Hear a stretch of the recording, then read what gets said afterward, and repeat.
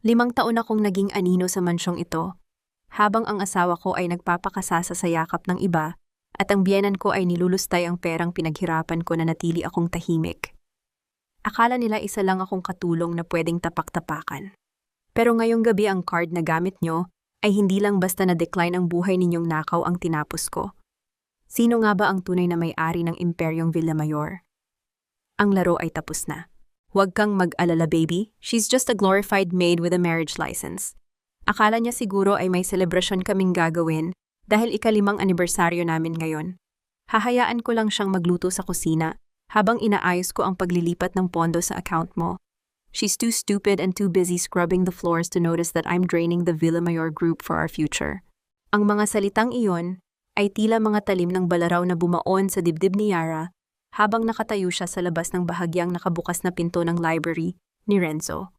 Sa kanyang mga kamay ay hawak niya ang isang tray ng bagong timplang kape at ang paboritong ensaymada ng kanyang asawa. Ang init ng baso ay nanunuot sa kanyang palad ngunit mas matindi ang lamig na unti-unting lumalalamon sa kanyang buong pagkatao. Ito ang lalaking pinagpuyatan niyang gawa ng mga financial reports gabi-gabi sa loob ng 5 taon. Ito ang lalaking isinalba niya mula sa kahihiyan ng pagkalugi sa pamamagitan ng kanyang mga lihim na koneksyon sa mundo ng pananalapi. Habang suot ni Yara ang kanyang lumang apron na may bahid pa ng harina, ang asawa niyang si Renzo ay nakasandal sa kanyang mamahaling leather chair, tumatawa habang kausap sa telepono ang kabit nitong si Mireya. Isang hakbang pabalik ang ginawa ni Yara, ang kanyang mga tuhod ay nangangatog at ang hangin sa kanyang mga baga ay tila nauubos. Ngunit bago pa siya makalayo ang cellphone sa kanyang bulsa, ay niyanig ng isang tawag. Ang screen ay nagpakita ng pangalan na matagal nang nagbibigay sa kanya ng takot at pagod, Doña Felicia. Pagkasagot pa lamang niya sa tawag, ang boses ng kanyang biyenan mula sa kabilang panig ng mundo ay sumabog na parang bulkang mayon. You useless girl, bakit na-decline ang transaction ko dito sa Chanel sa Madrid? I'm with my friends at nakakahiya na ang card ko ay hindi gumana. Sigurado akong kinuha mo ang pera sa account o sadyang hindi mo lang binayaran ang bills. You greedy gold digger, sapat na ang tinutuloy mo sa mansyon namin. Nang libre, huwag mong subukang pagkaitan ako ng luho ko. Hindi makasagot si Yara. Ang kanyang lalamunan ay tila punong-puno ng bubog na bawat paglunok ay nagdudulot ng hapdi. Gusto niyang isigaw na ang perang ginagasta nito sa Europe ay hindi galing sa yaman ng mga Villamayor, kundi mula sa mga matatagumpay na investments na siya mismo ang nagpalago ng palihim. Gusto niyang sabihin na ang card na iyon ay hindi gumana dahil sa sobrang paglustay nito habang siya ay tinitipid ang sarili kahit sa pambili ng bagong tsinelas. Ngunit ang tanging lumabas sa kanyang bibig ay isang mahinang buntong hininga. Dahan-dahan niyang ibinaba ang tray sa maliit na mesa sa hallway. Ang tunog ng porselana na tumama sa kahoy ay tila hudyat ng pagkabasag ng huling piraso ng kanyang pagtitiis. Ang kanyang paningin ay nagdilim hindi dahil sa himatayin siya, kundi dahil sa tindi ng emosyong nagpupumiglas sa loob ng kanyang dibdib. Pinagmasdan niya ang kanyang mga kamay, ang mga kamay na nagligtas sa kumpanya, ang mga kamay na nagluto ng libu-libong pagkain para sa pamilyang ito, at ang mga kamay na ngayon ay nanginginig sa matinding pait. Tiningnan niya ang pinto ng library ni Renzo sa huling pagkakataon. Narinig niya ang muling paghalakhak ng asawa, isang tunog na dati ay musika sa kanyang pandinig, ngunit ngayon ay tila kuko na kumakaskas sa pisara. Sa sandaling iyon, ang init ng pag-ibig na nagtulak sa kanya upang maging the silent queen ay tuluyan ng naging abo. Sa loob ng 5 taon, si Yara Dalisay ay naging anino, naging tuntungan, naging punching bag ng mga salitang mapang-api, ngunit habang ang isang luha ay pumatak mula sa kanyang mata at bumagsak sa sahig, na siya rin ang nagpakintab, isang sumpa ang nabuo sa kanyang isipan. Hanggang kailan mo kayang manatili sa isang bahay na itinuturing kang basura, habang ikaw ang nagsisilbing pundasyon nito? Kung ang pag-ibig ay naging utang na hindi na mababayaran, kailangan na bang putulin ang kadena bago ka tuluyang malunod sa sarili mong sakripisyo? Tumalikod si Yara hindi upang tumakas, kundi upang maghanda sa pagbawi ng lahat ng sa kanya. Sabi ni Papa bago siya mamatay, ikaw ang magiging swerte ng pamilyang ito. Pero tignan mo ngayon, Yara, para kang isang itim na pusa na nagdadala ng kamalasan sa bawat sulok ng mansyong ito. Wala kang ibang ginawa kundi ang maging pabigat. Ang boses ni Renzo ay umaalingaw-ngaw sa malawak na library. Bawat salita ay tila isang latigo na humahampas sa likod ni Yara Habang siya ay nakaluhod sa sahig, pinupunasan ang mga mantsa ng kape na naiwan ng kanyang asawa. Hindi ito ang unang pagkakataon na narinig ni Yara ang mga salitang ito, ngunit sa gabing ito, pagkatapos marinig ang katotohanan sa likod ng pinto, ang bawat lait ay tila isang pako na ibinabaon sa kanyang kabaong. Pasensya na Renzo, lilinisin ko lang ito at aalis na ako. Mahinang sagot ni Yara. Hindi niya itinaas ang kanyang paningin. Alam niyang kapag tinignan niya ang mga mata ng asawa, baka makita nito ang apoy na unti-unting nagliliyab sa kanyang mga balintataw. Make sure na walang maiiwang bakas. Maya-maya ay darating ang mga board members para sa isang urgent meeting. Huwag kang magpapakita sa kanila nakakahiya ang itsura mo. You look like a common servant, not a Villamayor wife. Pagpapatuloy ni Renzo bago ito padabog na lumabas ng silid. Nang marinig ni Yara ang paglayo ng mga yapak ni Renzo, dahan-dahan siyang tumayo. Inilapag niya ang basahang hawak sa gilid at lumapit sa mesa kung saan nakabukas ang laptop ni Renzo. Doon sa screen ay nakabalandra ang isang financial spreadsheet na puno ng pulang marka. Ito ang dahilan kung bakit nagpapanik si Renzo, isang malaking butas sa pondo ng kumpanya na hindi nito maipaliwanag sa mga investors. Isang butas na siya mismo ang gumawa dahil sa pagbili ng mga mamahaling regalo para kay Mireya. Dahan-dahang hinawakan ni Yara ang keyboard. Ang kanyang mga daliri na tila may sariling isip ay nagsimulang sumayaw sa ibabaw ng mga keys. Sa loob lamang ng ilang minuto ang magulo at madayang ulat ni Renzo ay na-analyze na niya sa kanyang isipan. Alam niya kung saan itinago ang pera, kung paanong ginamit ang mga dummy accounts at kung gaano kalapit ang buong Villamayor Group sa isang malaking bangin ng pagbagsak. Tila bumalik ang kanyang gunita sa mga gabi noong buhay pa ang biyenan niyang si Don Vicente. Ang matanda ang nakadiskubre sa kanyang talino sa numero. Yara, ikaw ang utak na kailangan ng anak ko, bulong nito noon bago malagutan ng hininga. Huwag mong hahayaang mawasak ang kumpanyang binuo ko. Dahil sa pangakong iyon naging anino si Yara. Siya ang nagsasagawa ng mga komplikadong audit sa madaling araw habang himbing na natutulog si Renzo. Siya ang gumagawa ng mga desisyong pinansyal na ipinapasa ni Renzo bilang sarili nitong ideya. Siya ang silent queen na nagpapatakbo ng kaharian mula sa madilim na sulok ng kusina. Ngunit ang pasensya, gaano man ito kalawak, ay may hangganan din, lalo na kung ang taong pinoprotektahan mo ay siya ring taong humuhukay ng iyong sariling libingan. Biglang bumukas ang pinto. Mabilis na lumayo si Yara sa mesa at kinuha ang kanyang cleaning bucket. Pumasok si Renzo, kasunod ang isang lalaking may tindig na kagalang-galang at mga matang tila nakakakita ng bawat kasinungalingan. Mr. Villamayor, I've been reviewing the initial data you sent, and I must say the numbers don't add up, wika ng lalaki. Ang kanyang boses ay malalim kalmado ngunit puno ng awtoridad. Ito si Leandro Aragon, ang pinakabatang tycoon sa bansa, at ang kaisa-isang tao na kinatatakutan ni Renzo sa mundo ng negosyo. Mr. Aragon, I'm sure it's just a minor clerical error.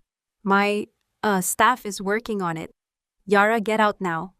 Why are you still here? Sigaw ni Renzo, ang muka ay namumula sa takot at hiya. Tumungo si Yara at mabilis na naglakad palabas. Ngunit sa pagdaan niya sa tabi ni Leandro, aksidenteng nahulog mula sa kanyang bulsa ang isang maliit na notebook, ang notebook kung saan nakasulat ang mga tunay na computations para sa Villamayor Group. Bago pa man ito mapulot ni Yara, naunahan na siya ni Leandro. Pinulot ng lalaki ang notebook at sandaling tinignan ang bukas na pahina. Isang matalim na tingin ang ipinukol ni Leandro kay Yara. Tila may isang kuryenteng dumaan sa pagitan nila. Isang pagkilala sa isang kapwa henyo na nagtatago sa ilalim ng maskara. I think this belongs to you, sabi ni Leandro, iniabot ang notebook kay Yara. Ang kanyang boses ay mas malambot kaysa noong kausap niya si Renzo. Salamat po, ni bulong ni Yara, mabilis na kinuha ang notebook at lumabas ng library. Pagdating sa kusina, napasandal si Yara sa lababo. Ang kanyang puso ay kumakaba ng mabilis. Alam niyang nakita ni Leandro ang mga formula sa notebook na yon. Formula na tanging isang master strategist lamang ang makakagawa. Hindi nagtagal narinig niya ang muling pagsigaw ni Renzo mula sa library. Yara, halika rito ngayon din. Dali-daling bumalik si Yara. Nakita niyang galit na galit si Renzo habang si Leandro ay nakatayo lang sa isang tabi, malamig na pinapanood ang eksena. You stupid woman, dahil sa kalat mo nawala ang focus ko sa presentation. At heto, Inihagis ni Renzo ang isang makapal na dokumento sa harap ni Yara. Pirmahan mo iyan, now. Tinignan ni Yara ang dokumento. Ito ay isang confession letter. Isang dokumentong nagsasabing siya ang nag-embezzle ng pondo ng kumpanya sa loob ng nakaraang 2 taon.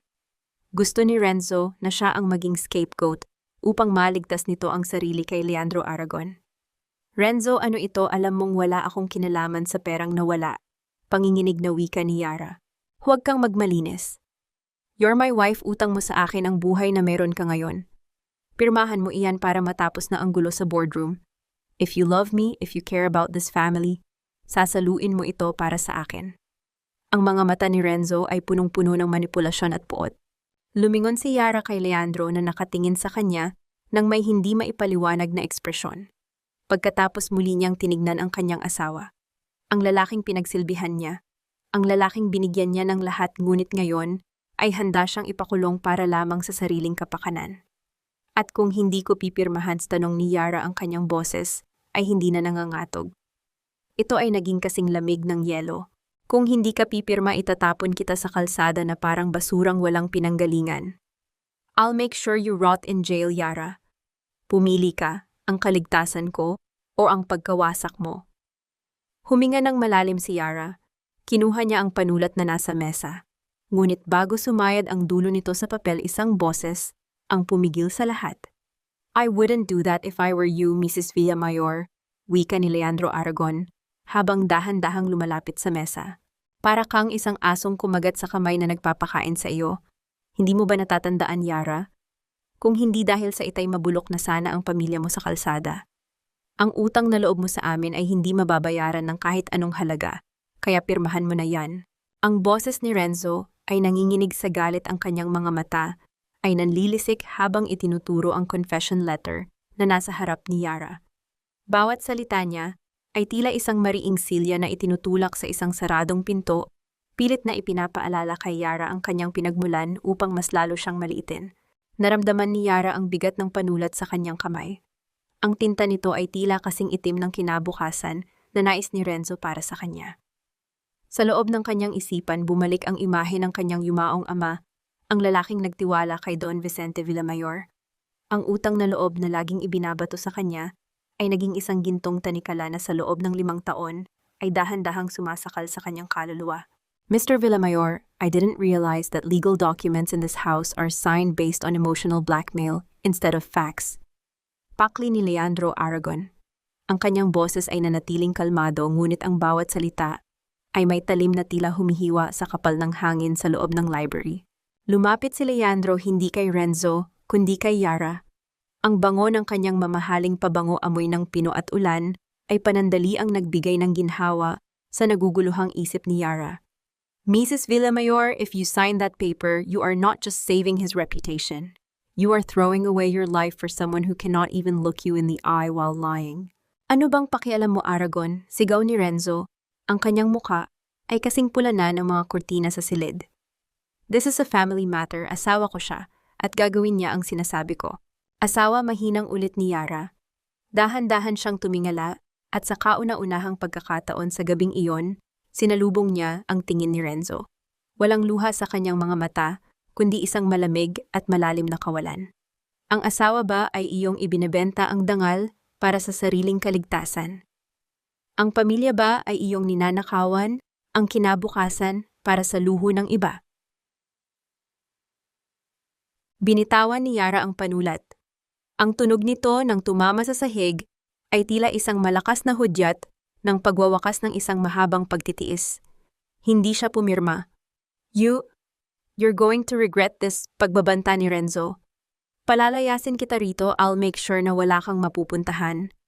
I'll strip you of everything, Yara. Wala ka nang pwedeng kunin sa akin, Renzo. Dahil matagal mo nang kinuha ang lahat. Tugon ni Yara, ang kanyang boses ay kasing tatag ng batong hiyas sa gitna ng unos. Isang sandali ng katahimikan ang namayani, ngunit ito ay nabasag nang marinig ang mabilis na pagkatok sa pinto ng library. Hindi ito ang mahinhin na katok ng mga katulong. Ito ay malakas, mapilit at puno ng pagmamay-ari. Bumukas ang pinto at iniluwa nito ang isang babaeng nakasuot ng hapit na pulang damit. Ang buhok ay perpektong nakaayos at ang leeg ay pinalamutian ng isang pamilyar na hiyas. Si Mireya Salceda, ang kabit ni Renzo. "Renzo babe, I couldn't wait in the car anymore. Sabi mo mabilis lang ito." Wika ni Mireya bago pa man niya mapansin na may ibang tao sa silid. Nang makita niya si Leandro, agad siyang napatigil at nag-iba ang ekspresyon ng kanyang mukha. Ngunit nang makita niya si Yara, isang mapang-uyam na ngiti ang sumilay sa kanyang mga labi. "Oh, nandito pala ang labandera mo," sabi ni Mireya, tinignan si Yara mula ulo hanggang paa. Pagkatapos itinaas niya ang kanyang kamay upang ayusin ang kanyang buhok at doon ay kuminang sa ilalim ng chandelier ang isang gintong bracelet na may disenyong dahon. Napako ang tingin ni Yara sa bracelet na iyon. Ang kanyang puso ay tila tumigil sa pagtibok. Iyon ang bracelet ng kanyang ina, ang tanging ala-ala na naiwan sa kanya bago ito pumanaw. Iyon ang hiyas na kinuha ni Doña Felicia sa kanya noong nakaraang buwan. Sa pagsasabing lilinisin lang ito, ngunit ngayon ay nasa braso na ng ibang babae. Iyan ang sa akin," bulong ni Yara, ang kanyang boses ay puno ng pait. Tawa ni Mireya, hinaplos ang bracelet. "Binigay ito sa akin ni Doña Felicia. Sabi niya mas bagay daw ito sa akin kaysa sa isang taong hindi man lang marunong magdala ng alahas." "Why, galing ba ito sa ukay-ukay?" Humakbang pasulong si Yara, ngunit hinarangan siya ni Renzo. "Huwag kang manggulo, Yara. It's just a cheap piece of jewelry. I'll buy you a new one if you just sign the papers." Tumingin si Yara kay Mireya, pagkatapos ay kay Renzo, at huli ay kay Leandro, na tahimik na nagmamasid. Ang sakit ng pagkakanulo sa kanyang puso ay napalitan ng isang matinding determinasyon. Ang bawat pangungutya, bawat pagnanakaw sa kanyang dangal, at bawat kasinungalingan ay nagtipon-tipon upang buuin ang isang bagong Yara. "Hindi niyo lang ninakaw ang pera ko," wika ni Yara, ang kanyang boses ay tila isang babala ng paparating na bagyo. "Ninakaw niyo pati ang huling alaala ko." Lumingon si Yara kay Leandro Aragon. "Mr. Aragon, kanina ay nagtatanong ka kung hanggang kailan ko hahayaang saktan ako ng mga taong pinapakain ko." Bahagyang ngumiti si Leandro, tila alam na ang susunod na mangyayari. "Yes, I did. Ang sagot ko ay ngayon. Ngayong gabi titigil na ang lahat." Hinarap ni Yara si Renzo at sa isang mabilis na pagkilos, kinuha niya ang baso ng malamig na tubig sa mesa at dahan-dahang ibinuhos ito sa ibabaw ng confession letter na pilit na ipinapapirma sa kanya. Ang papel ay nabasa, ang tinta ay kumalat, at ang huling pag-asa ni Renzo na maisalba ang sarili ay tuluyang naging basahan. "Yara, anong ginawa mo?" Sigaw ni Renzo. Susugod sana siya, ngunit humarang si Leandro sa harap ni Yara. "She just signed her resignation from your lies, Villamar." Malamig na sabi ni Leandro. Ngunit bago pa man makapagsalita muli si Yara, tumunog ang malaking orasan sa hallway, kasunod ang tunog ng isang sasakyang huminto sa labas. Isang boses ang umalingaw-ngaw mula sa foyer, isang boses na nagpatahimik sa lahat sa loob ng library. "Renzo, bakit hindi mo sinasagot ang mga tawag ko? I'm back, and I want that woman out of this house tonight."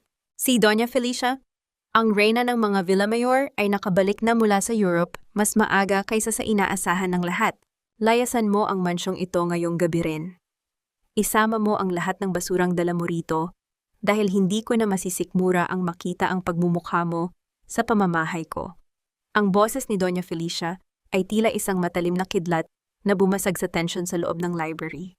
Pumasok siya na parang isang reyna na galing sa digmaan. Ang kanyang mamahaling trench coat ay basa pa ng ulan, ang kanyang mga mata ay nanlilisik sa galit habang nakaturo ang daliri sa direksyon ni Yara.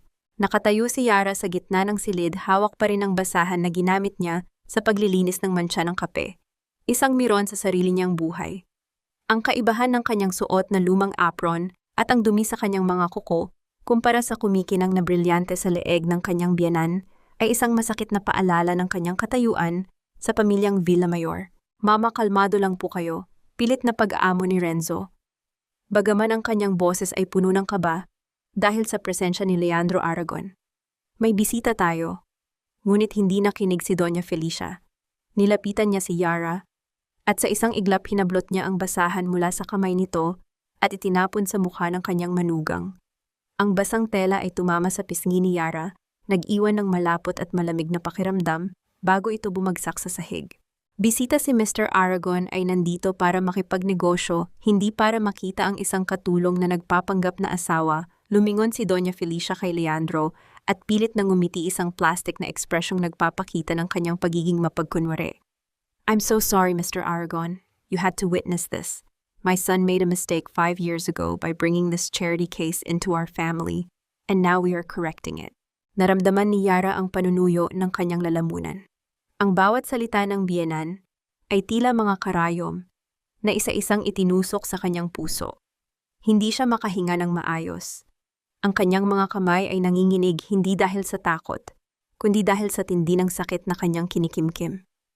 Ang pait ng 5 taong pagsisilbi ay tila umakyat sa kanyang dibdib, sumasakal sa kanyang bawat hininga. Mama call.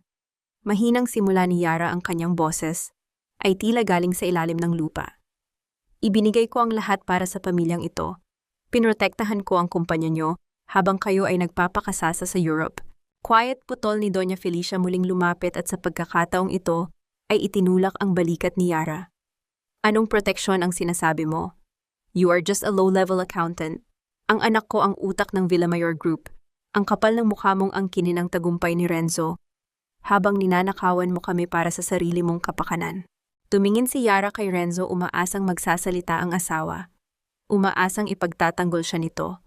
Ngunit iniwas lamang ni Renzo ang kanyang paningin. Mas pinili nitong hawakan ang kamay ni Mireya na ngayon ay nakasandal na sa balikat ng lalaki na nanonood ng palabas nang may mapang-uyam ng ngiti. Ang katahimikan ni Renzo ang naging huling hantungan ng pag-asa ni Yara. Sa sandaling iyon, ang huling hibla ng pagmamahal na kanyang pinanghahawakan ay tuluyang naputol. Fine, bulong ni Yara, ang kanyang puso na dati ay nagdurugo ay tila unti-unting nagiging bato. Aalis ako. Good, and don't you dare bring anything that isn't yours. Sigaw ni Doña Felicia. Renzo, tawagin mo ang mga guards. I want her out of my sight before the rain stops. Naglakad si Yara palabas ng library. Bawat hakbang ay tila 1 kilo ang bigat. Hindi siya lumingon. Hindi niya tinignan si Leandro Aragon. Bagaman nararamdaman niya ang matalim na titig nito sa kanyang likuran. Pagdating sa kanyang maliit na kwarto, isang kwartong mas maliit pa sa walk-in closet ni Mireya, kinuha niya ang isang lumang bag. Wala siyang dinalang alahas. Wala siyang dinalang mamahaling damit. Ang tanging dinala niya ay ang kanyang mga dokumento at ang kanyang laptop. Nang makalabas siya ng mansyon, sinalubong siya ng malakas na buhos ng ulan. Ang langit ay tila nakikiramay sa kanyang pighati. Bawat patak ng tubig ay humahalo sa kanyang mga luha na hindi na niya mapigilang lumabas. Ang dilim ng gabi ay tila lalamon sa kanyang maliit na bulto habang naglalakad siya sa mahabang driveway ng subdivision. Biglang isang malakas na ilaw ng sasakyan ang tumama sa kanyang likuran. Ang tunog ng makina ay dahan-dahang lumapit hanggang sa huminto ito sa kanyang tabi. Bumukas ang bintana ng mamahaling itim na SUV. Iniluwa nito ang mukha ni Leandro Aragon. Ang kanyang mga mata ay hindi na malamig. Mayroon itong halong paghanga at matinding seryosong intensyon. Ang ulan ay hindi para sa mga taong sumusuko.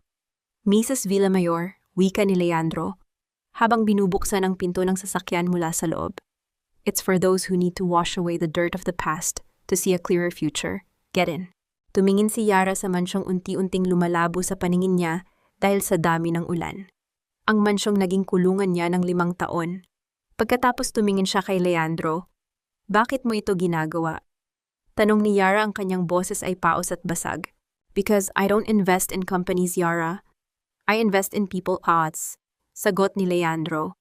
At ikaw ang pinakamahalagang investment na nakita ko sa loob ng mahabang panahon. The silent queen shouldn't be walking in the mud. She should be building her own throne. Huminga ng malalim si Yara. Ang lamig ng ulan ay nanunuot sa kanyang buto, ngunit ang mga salita ni Leandro ay nagbigay ng isang maliit na spark ng apoy sa kanyang nanlalamig na puso. Humakbang siya papasok sa sasakyan, iniwan ang lahat ng pait at sipayo sa kalsadang basa. Hanggang kailan mo kayang maging biktima ng sarili mong kabutihan? Kung ang mundo ay binuo para sa mga mapang-api, kailangan mo bang maging mas masama upang mabuhay? O kailangan mo lang ipakita kung sino ang tunay na may hawak ng alas? Habang umaandar ang sasakyan palayo, binuksan ni Yara ang kanyang laptop. Ang screen ay nagliwanag, nagpapakita ng isang command prompt na may mga codes na siya lang ang nakakaalam. Sisimulan na natin, bulong ni Yara sa sarili. Huwag mong hayaang lamunin ka ng lamig. Ang katawan mo ay pwedeng manginig pero ang isipan mo ay dapat manatiling kasing talas ng brilyante. Ang boses ni Leandro ay mahina tila isang mainit na bulong sa gitna ng bagyo. Inabot niya ang isang makapal na wool jacket mula sa backseat at maingat na ipinatong ito sa mga balikat ni Yara. Ang tela ay amoy pino at mamahaling tabako, isang amoy na malayo sa amoy ng harina at sabon na nakasanayan ni Yara sa loob ng 5 taon. Napasandal si Yara sa malambot na sandalan ng SUV. Ang bawat butil ng ulan na tumatama sa salamin ng sasakyan ay tila sumasabay sa pintig ng kanyang puso. Tinitigan niya ang kanyang mga daliri na namumuti na dahil sa lamig.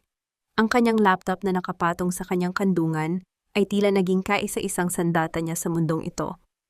Salamat Mr. Aragon, bulong ni Yara. Pasensya na kung nabasa ko ang upuan mo. The car is replaceable, Yara. Your dignity is not mod. Sagot ni Leandro habang nakatuon ang tingin sa kalsada. Now tell me, bakit hanggang ngayon ay hawak pa rin ng babaeng iyon ang bracelet ng nanay mo? Ita. Ang tanong ni Leandro ay tila isang hapdi na dumaan sa sariwang sugat. Naalala ni Yara ang ngisi ni Mireya kanina sa library. Ang bracelet na iyon ay hindi lang basta ginto.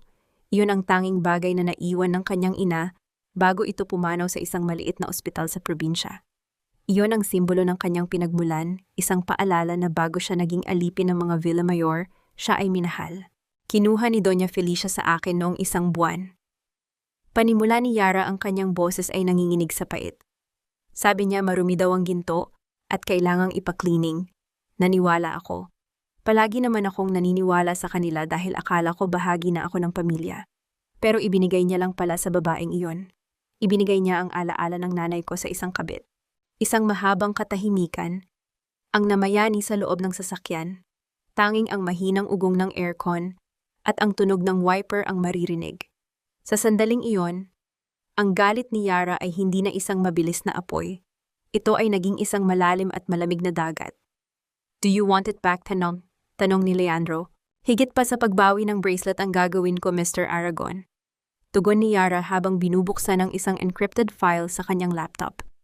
Ninakaw nila ang 5 taon ng buhay ko. Ginamit nila ang talino ko para payamanin ang mga sarili nila habang itinuturing akong basura. It's time they realized that the foundation of their house is the very woman they kicked out in the rain. Mabilis na nag-type si Yara. Ang screen ay napuno ng mga listahan ng mga offshore accounts at mga private ledgers na tanging siya lang ang may access. Sa bawat keystroke, tila may isang bahagi ng tanikala na nalalaglag mula sa kanyang pagkatao. Ang Villamayor Group ay nakadepende sa 3 malalaking credit lines mula sa International Merchant Bank. Paliwanag ni Yara, ang kanyang mga mata ay nagliliwanag na sa asul na ilaw ng screen. Ang mga accounts na ito ay nakapangalan sa isang shell company na ako ang nag-incorporate. Sa isang click lang, madidisrupt ang cash flow nila. Doña Felicia won't be able to pay for her hotel in Madrid tomorrow. Renzo won't be able to fund Mireya's condo. You're going to freeze them, tanong ni Leandro, may halong paghanga sa kanyang boses. No, ngumiti si Yara, isang ngiting puno ng lumbay at determinasyon. I'm going to make them bleed financially drop by drop. Gusto kong maramdaman nila ang pakiramdam ng walang katiyakan. Gusto kong makita kung gaano katatag ang pag-ibig ni Renzo at Mireya kapag wala na silang perang panggasta. Habang nagpapatuloy ang biyahe, isang notification ang lumabas sa screen ni Yara. Ito ay isang social media post mula kay Mireya. Isang larawan ng isang mamahaling steak dinner sa loob ng mansyon at sa caption ay nakasulat, "Finally the trash is out. Quality time with my king." Sa larawan kitang-kita ang bracelet ng nanay ni Yara na kumikinang sa braso ni Mireya habang hawak nito ang baso ng wine. Naramdaman ni Yara ang isang matinding buhol sa kanyang sikmura. Ang panlalait ay mas masahol pa sa pisikal na pananakit. Ngunit imbes na umiyak, huminga siya ng malalim at pinindot ang enter key. Isang mensahe ang lumabas, "Transaction executed, capital withdrawal initiated." Saan tayo pupunta? Tanong ni Yara habang isinasara ang laptop. Sa isang lugar kung saan hindi ka na anino, sagot ni Leandro. Huminto ang sasakyan sa harap ng isang modernong building na gawa sa salamin at bakal, ang Aragon Heights. You'll stay here for tonight. My security will make sure no Villamayor can get near you. Bumaba si Leandro at pinagbuksan ng pinto si Yara. Habang naglalakad sila papasok sa lobby, napansin ni Yara ang kanyang refleksyon sa malinis na salamin. Basa ang kanyang buhok, suot ang lumang apron sa ilalim ng mamahaling jacket ni Leandro at namumula ang mga mata. Ngunit sa likod ng pagod na iyon, may isang bagong ningning. Bago sila makapasok sa elevator, biglang nag-ring ang phone ni Leandro. Tumingin siya kay Yara bago sumagot. "It's Renzo." Sabi ni Leandro, ang kanyang boses ay puno ng pangungutya. Inilipat niya ang tawag sa speakerphone. "Aragon, nasaan si Yara? Alam kong kinuha mo siya pa." Sigaw ni Renzo sa kabilang linya. May tunog ng pagkabasag ng baso sa background. "Tell that woman to unfreeze the payroll account." Now nagkakagulo ang mga empleyado. At si Mama, hinarang ang credit card niya sa airport. Hindi sumagot si Yara. Nanatili siyang tahimik, pinakikinggan ang paghihirap ng lalaking dating itinuturing niyang mundo. "Yara, alam kong nakikinig ka." Muling sigaw ni Renzo, ang boses ay puno na ng desperasyon. "Don't do this, utang na loob, Yara. Isipin mo ang pamilya natin." Dahan-dahang lumapit si Yara sa phone. Ang kanyang boses ay kalmado, tila isang banayad na hangin bago ang tsunami. "Hindi card ang na-decline, Renzo. Ang pasensya ko ang na-decline. At tungkol sa utang na loob, binayaran ko na yan ng 5 taon ng buhay ko. Ngayon singilan naman tayo." Pinindot ni Yara ang end call. Tumingin siya kay Leandro na nakangiti sa kanya ng may paggalang. Sa sandaling iyon, alam ni Yara na nagsisimula pa lang ang laban. Ngunit sa gitna ng tagumpay na ito, isang tanong ang pumasok sa kanyang isip. Sapat na ba ang pagbagsak ng kumpanya para maibalik ang kanyang nadurog na dangal? O may mas malalim pa silang itinatago na hindi pa niya nadidiskubre? "Huwag mong isipin na tinutulungan kita dahil naaawa ako sa iyo, Yara. Ginagawa ko ito dahil gusto kong makita kung paano babagsak ang mga higanteng akala nila ay hindi sila matitinag." Ang boses ni Leandro ay tila isang malalim na himig na humahalo sa katahimikan ng penthouse. Inilapag niya ang isang tasa ng mainit na tsaa sa maliit na mesa sa harap ni Yara.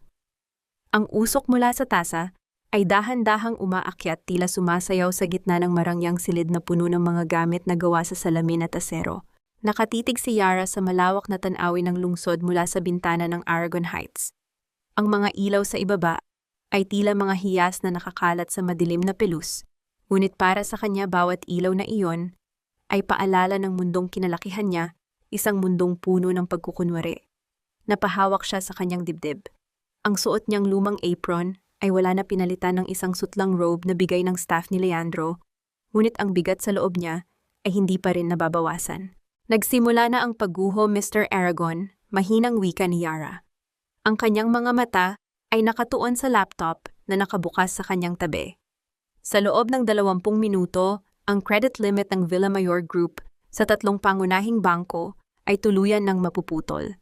Ang mga tseke na nilagdaan ni Renzo para sa bagong showroom ni Mireya ay talantado na bukas. Isang mapait na ngiti ang sumilay sa mga labi ni Yara. Naalala niya ang bawat gabi na hindi siya natutulog, tinitiyak na balanse ang bawat sentimo ng kumpanya upang hindi mapahiya si Renzo sa harap ng mga investors. Ang bawat sakripisyo niya ay tila mga hibla ng sinulid na ngayon ay unti-unti niyang hinahatak upang mawasak ang telang binuo niya. "Hindi lang pera ang mawawala sa kanila, Yara," sabi ni Leandro habang lumalapit sa bintana. "Ang masakit sa mga katulad nila ay ang pagkawala ng kanilang mukha sa lipunan. Doña Felicia lives for the applause of her friends. Renzo lives for the power he thinks he has. Kapag wala na ang lahat ng iyon, ano na lang ang matitira?" Biglang niyanig ng sunod-sunod na mensahe ang telepono ni Yara na nakapatong sa mesa. Hindi niya kailangang tignan upang malaman kung kanino galing ang mga iyon, ngunit isang notification mula sa isang social media app ang nakakuha ng kanyang atensyon. Isang live stream mula sa isang kilalang luxury boutique sa Makati. Sa screen makikita si Doña Felicia na namumula ang mukha, nakikipagtalo sa isang sales clerk habang pinapalibutan ng kanyang mga kaibigang elite. "This is impossible. I am Felicia Villamayor. Subukan niyo ulit ang card na ito. Baka ang machine niyo ang sira." Sigaw ng matanda sa video. Ang kanyang boses ay nanginginig sa hiya at galit habang ang mga tao sa paligid ay nagsisimulang magbulungan at kumuha ng video.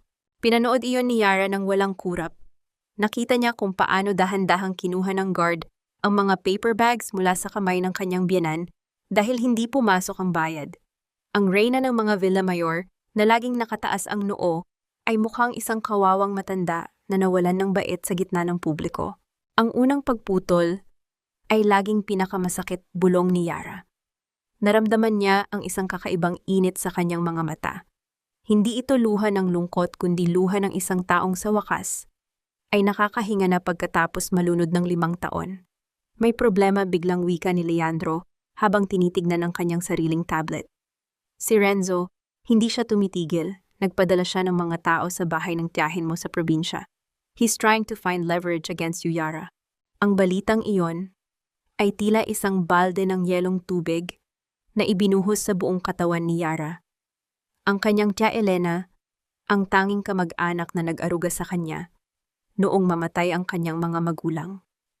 Ang matandang babae ay may sakit sa puso at walang kinalaman sa gulo sa Maynila. Gagamitin niya ang pamilya ko. Nanginginig ang boses ni Yara, ang kanyang mga kamao ay nagtagis. Wala na ba talagang natitirang kahihiyan sa katawan niya? Huwag kang mag-alala, naunahan ko na siya pa. Pakli ni Leandro, hinawakan ang balikat ni Yara upang pakalmahin ito. Nandoon na ang mga tao ko upang ilipat ang tiya mo sa isang ligtas na pasilidad. Pero kailangan mong malaman, Yara, hindi lang pera ang itinatago ni Renzo. May nakita ang mga tauhan ko sa archive ng kumpanya nyo.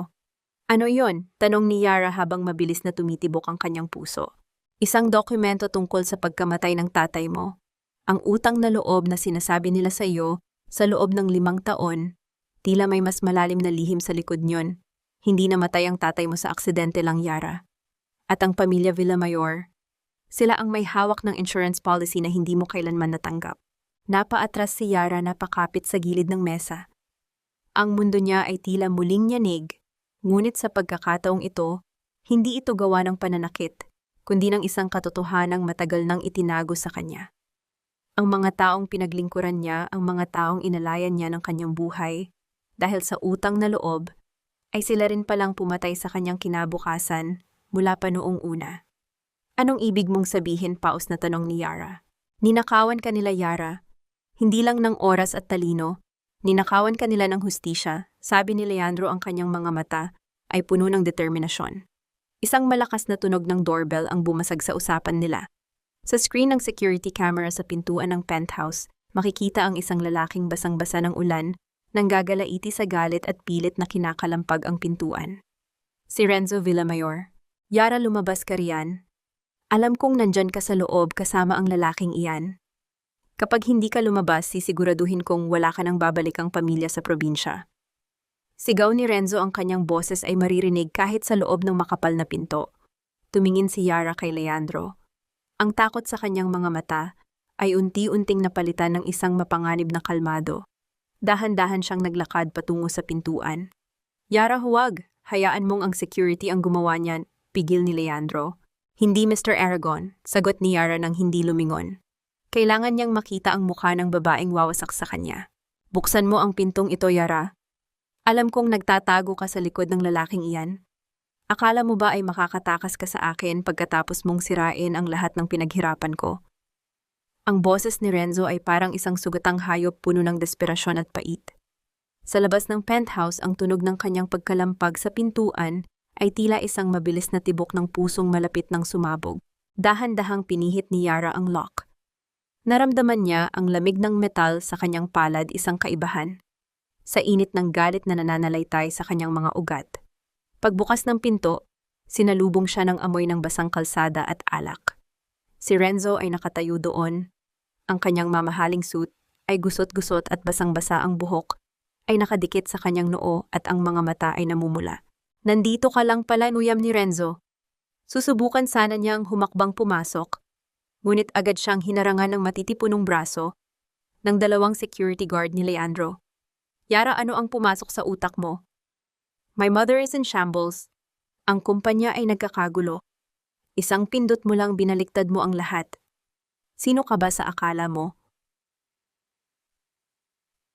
Tinitigan siya ni Yara ng diretso sa mga mata. Walang kurap, walang takot. Ako ang babaeng binaliwala mo sa loob ng 5 taon, Renzo.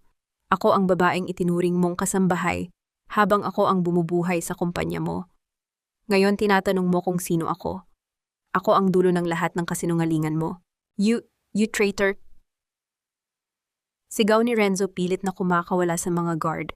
Bumalik ka na sa mansyon. Now I'll forgive you. Sasabihin natin kay mama na nagkaroon ka lang ng nervous breakdown.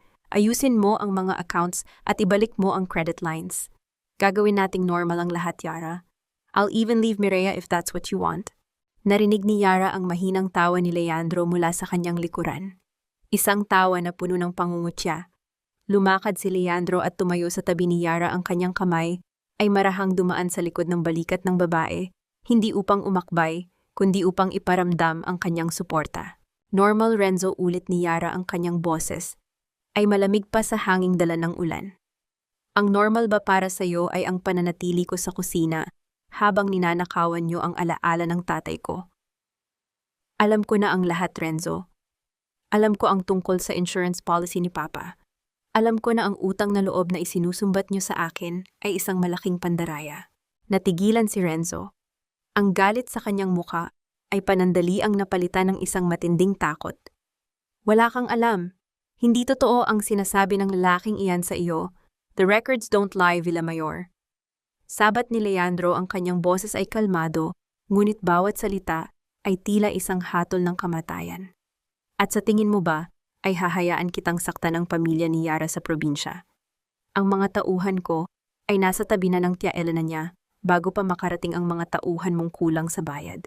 Nanginig ang mga panga ni Renzo.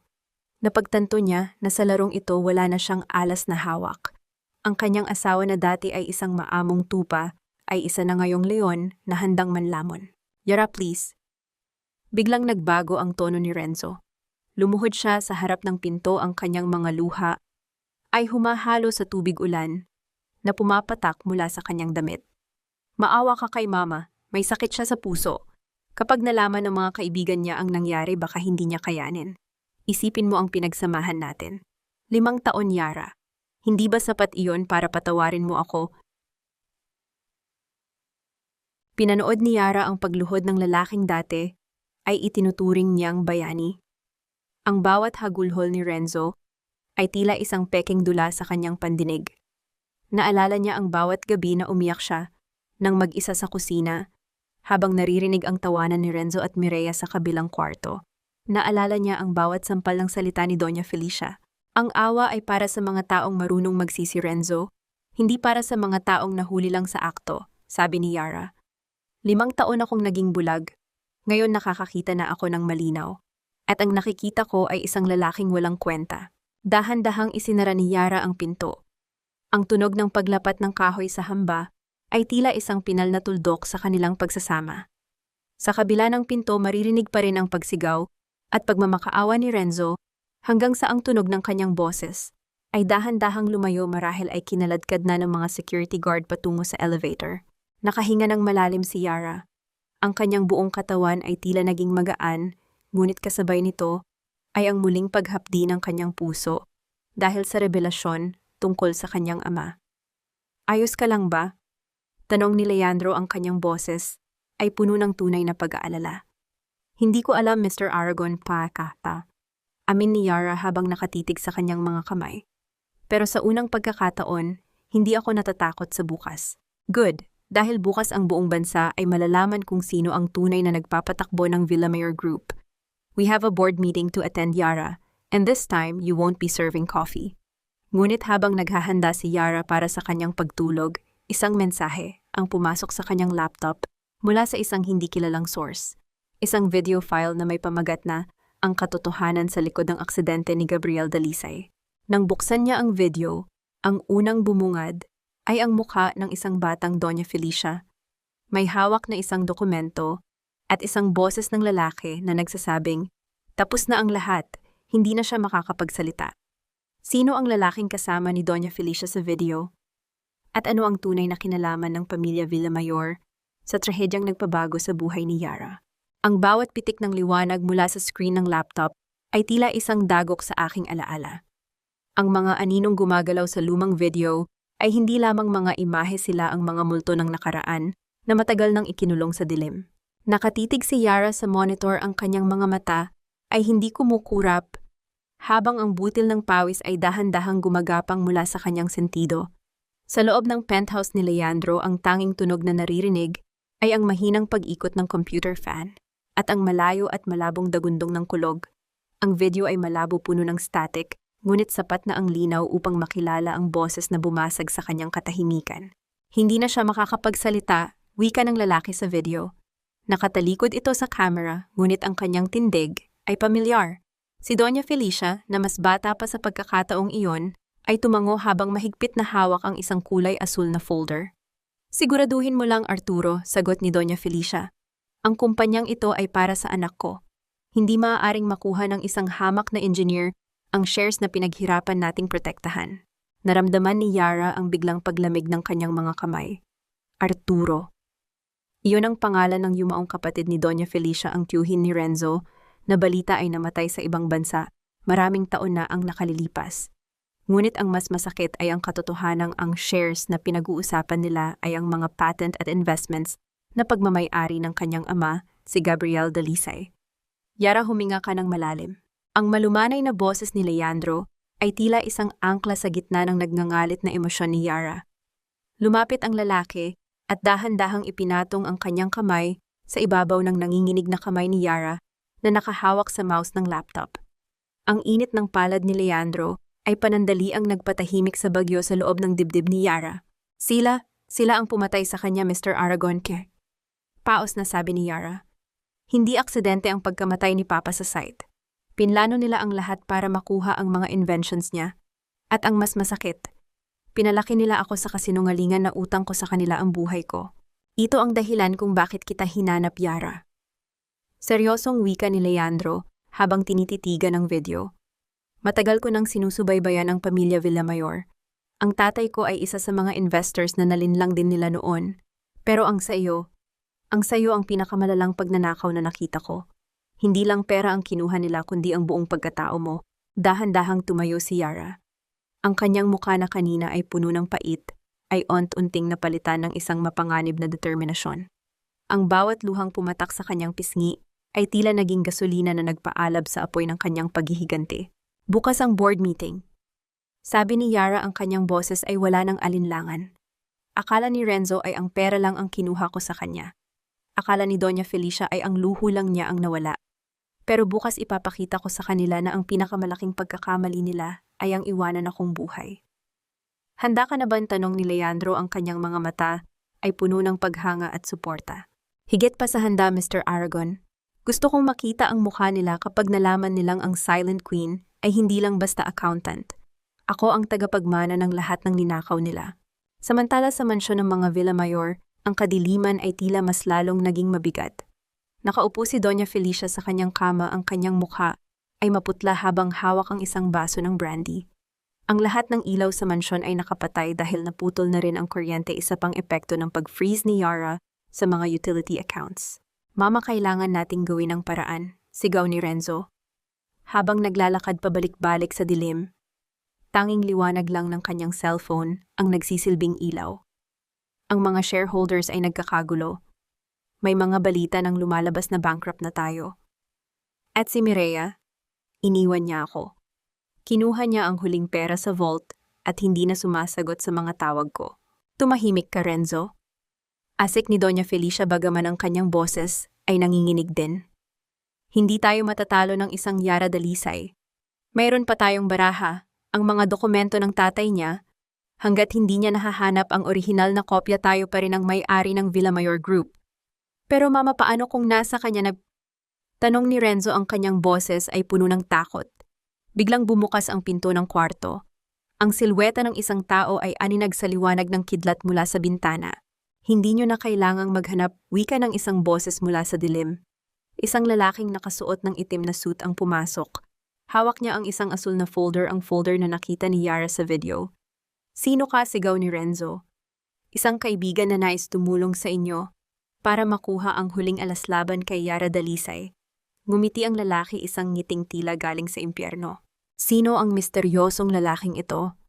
At sapat ba ang ebidensyang hawak ni Yara para mapabagsak ang isang pamilyang handang pumatay para sa kapangyarihan? Huwag kang umasta na parang may-ari ng kumpanyang ito, Yara. Isang pirasong basahan ka lang na napulot namin sa kalsada, at ngayong gabi sisiguraduhin kong babalik ka sa putik na pinanggalingan mo. Ang boses ni Renzo ay umalingaw-ngaw sa loob ng marangyang boardroom ng Villamayor Group. Nakatayo siya sa dulo ng mahabang mesa, pilit na itinatago ang panginginig ng kanyang mga kamay sa likod ng kanyang likuran. Sa tabi niya si Doña Felicia ay nakaupo ng tuwid, ang kanyang mukha ay puno ng kolorete upang itago ang puyat at pagkatalo habang mahigpit na hawak ang asul na folder na ibinigay ng misteryosong lalaki kagabi. Sa tapat nila si Yara ay dahan-dahang pumasok sa silid. Wala na ang kanyang apron. Wala na ang kanyang lumang tsinelas.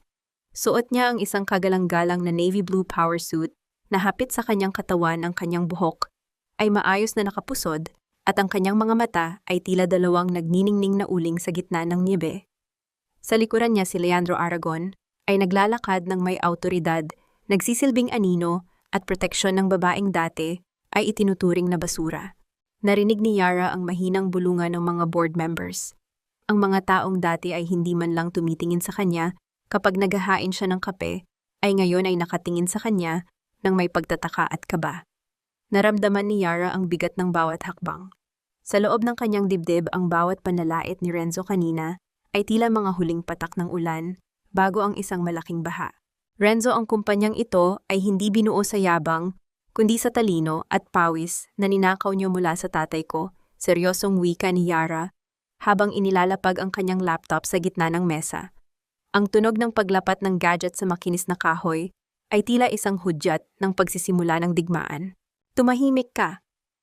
Sigaw ni Doña Felicia habang inihahagis ang asul na folder sa harap ni Yara. Heto ang katibayan na ang lahat ng inventions ng tatay mo ay legal na ibinenta sa amin. We have the original signatures.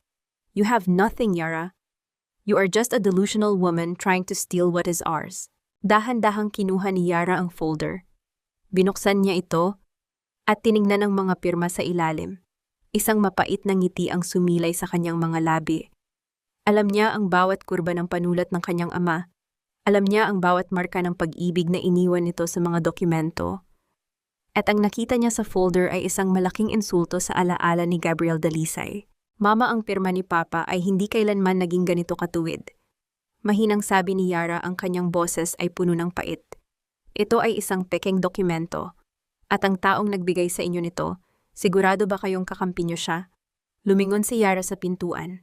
Pumasok ang misteryosong lalaki. Kagabi siya, si Attorney Valdez, ang dating legal counsel ni Don Vicente, na matagal nang nawawala.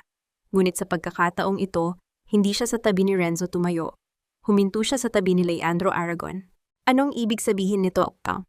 Nanginginig na tanong ni Renzo, ang kanyang mukha ay nawalan ng kulay. Ibig sabihin nito, Renzo, ay tapos na ang pagpapanggap nyo, wika ni Leandro. Attorney Valdez has the real documents. Ang folder na hawak nyo ay ang pain na ginamit namin para malaman kung gaano kayo kadesperadong mandaya muli. Biglang tumunog ang mga cellphone ng lahat ng nasa loob ng boardroom. Isang sabay-sabay na notification ang pumasok. Isang balita mula sa main financial news outlet ng bansa. Villamayor Group face fraud allegations. Silent Queen revealed to be the real architect behind the empire. Nagkagulo ang mga board members. Ang ingay ng kanilang mga boses ay tila isang malakas na buzzing sa loob ng silid. Hinarap ni Doña Felicia si Yara, ang kanyang mga mata ay nanlilisik sa galit. You brat, pinahiya mo kami. Ibibigay mo sa amin ang control ng accounts ngayon din. I am still the chairperson of this board. Dahan-dahang tumayo si Yara.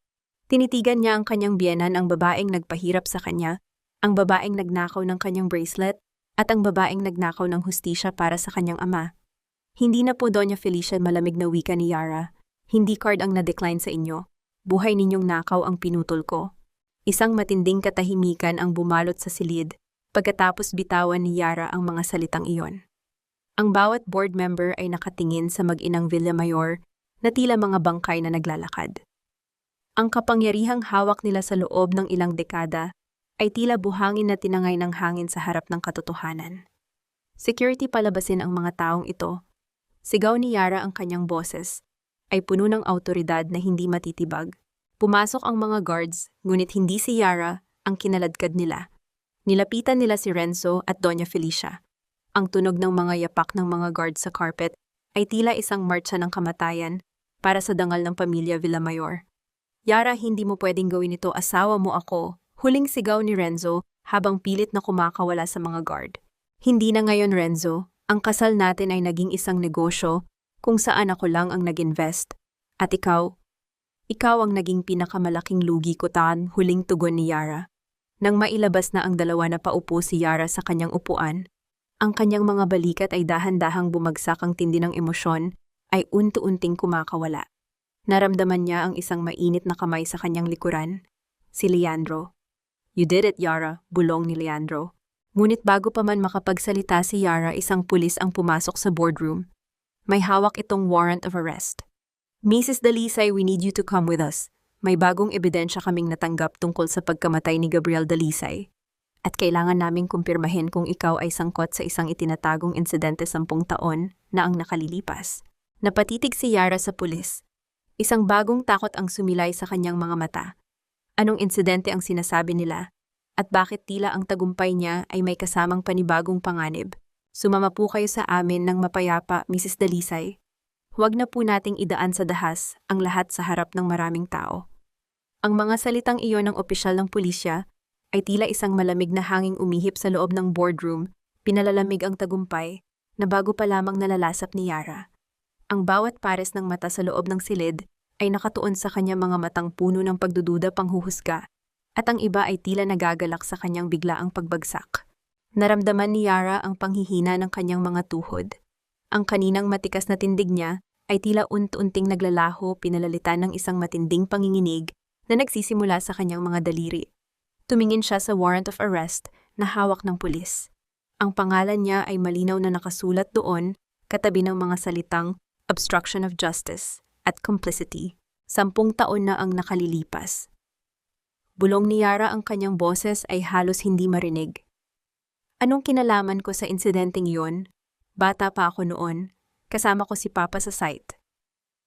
Iyan po ang kailangan nating linawin sa presinto, tugon ng pulis, habang dahan-dahang inilalabas ang mga posas. Ang tunog ng pag-click ng metal ay tila isang hatol na umalingaw sa katahimikan ng silid. Wait, you can't just take her. Humakbang si Leandro sa harap ni Yara. Ang kanyang katawan ay nagsisilbing kalasaglaban sa mga pulis. Ang kanyang mga mata ay nag-aapoy sa galit, ang kanyang panga ay mahigpit na nakatikom. I am Leandro Aragon, and I am her legal representative at the moment. This warrant is based on an anonymous tip that hasn't been verified. You are violating her rights. Mr. Aragon, may utos kami mula sa korte. May lumitaw na bagong saksi na nagsasabing naroon si Yara Dalisay nang mangyari ang aksidente ng kanyang ama at nanahimik siya kapalit ng suporta mula sa mga Villamayor, paliwanag ng opisyal. Narinig ni Yara ang isang mapang-uyam na halakhak mula sa pintuan. Kahit kinaladkad na palabas ng mga security guards, huminto si Renzo at lumingon ang kanyang mukha ay puno ng demonyong kagalakan. Akala mo ba ikaw lang ang marunong maglaro, Yara? Sigaw ni Renzo, ang kanyang boses ay puno ng pait at tagumpay.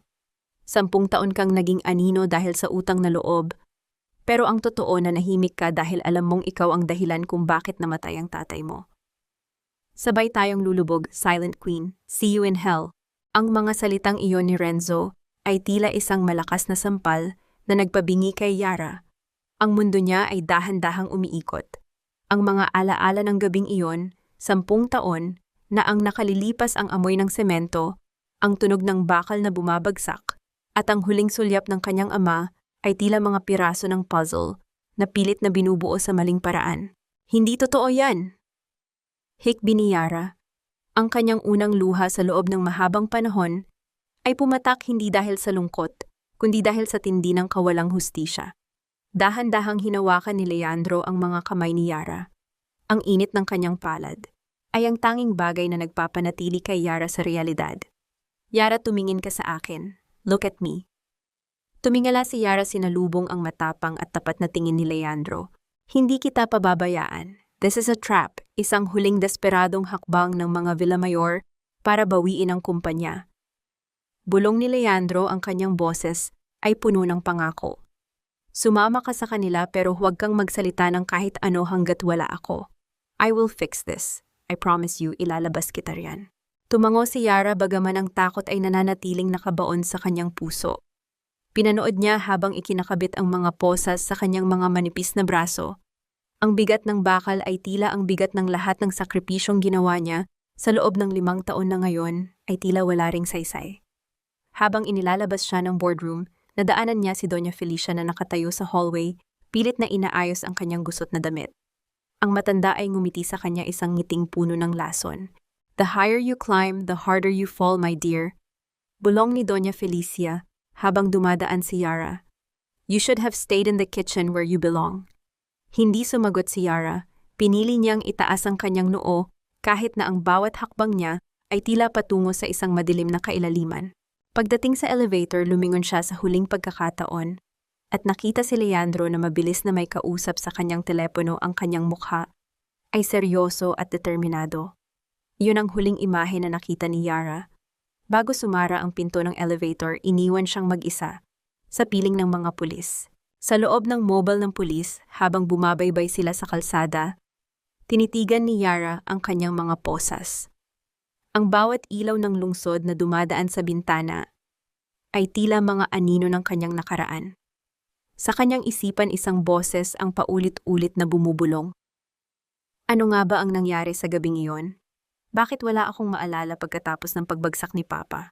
Biglang ang sasakyan ng pulis ay puwersahang huminto dahil sa isang malaking truck na humarang sa gitna ng daan. Isang malakas na tunog ng pagpreno ang umalingaw-ngaw sa kalsada. "Anong nangyayari ka?" tanong ng isang pulis. Bago pa sila makakilos, ang pinto ng sasakyan ay binuksan mula sa labas ng mga lalaking nakasuot ng itim na maskara. Hindi sila mukhang pulis. At hindi rin sila mukhang mga tauhan ni Leandro. "Mrs. Dalisay, kailangan mong sumama sa amin." Wika ng isa sa mga lalaki, ang boses ay mekanikal at walang emosyon. "Sino kayo?" takot na tanong ni Yara. Ang mga taong hindi hahayang mabulgar ang katotohanan 10 taon na ang nakalilipas.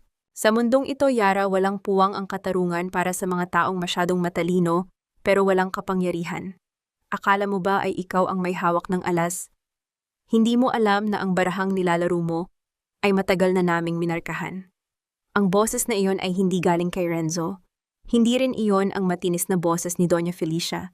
Ito ay isang boses na tuyot malalim at puno ng awtoridad, isang boses na tila galing sa isang libingan. Nakatali ang mga kamay ni Yara sa likuran ng isang malamig na silyang bakal.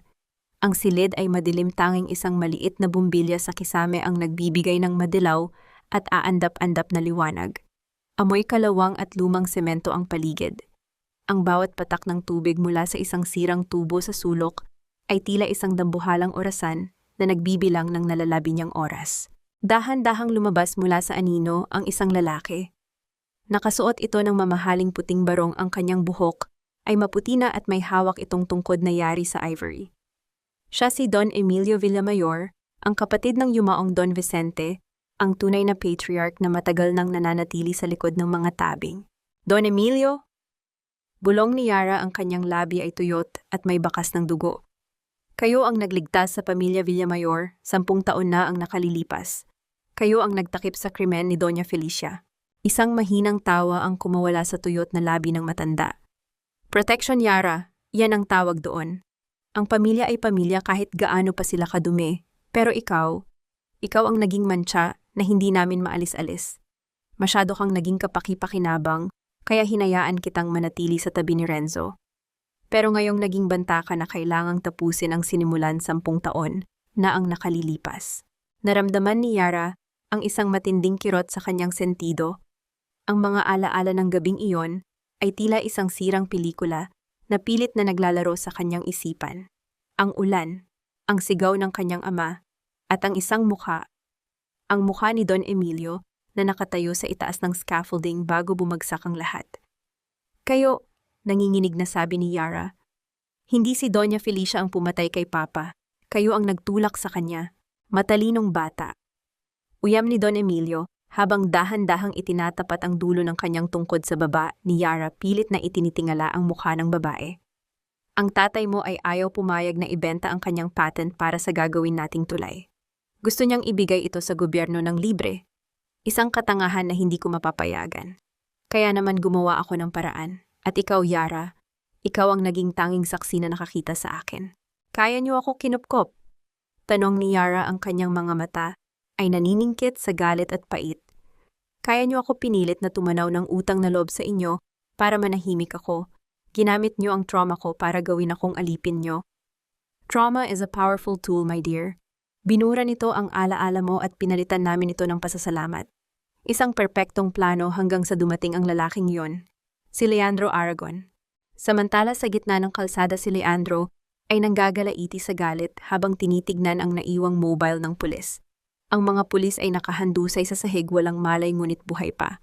Mabilis niyang kinuha ang kanyang phone at tinawagan ang kanyang head of security. Trace the GPS of the laptop I gave her. Ngayon din sigaw ni Leandro.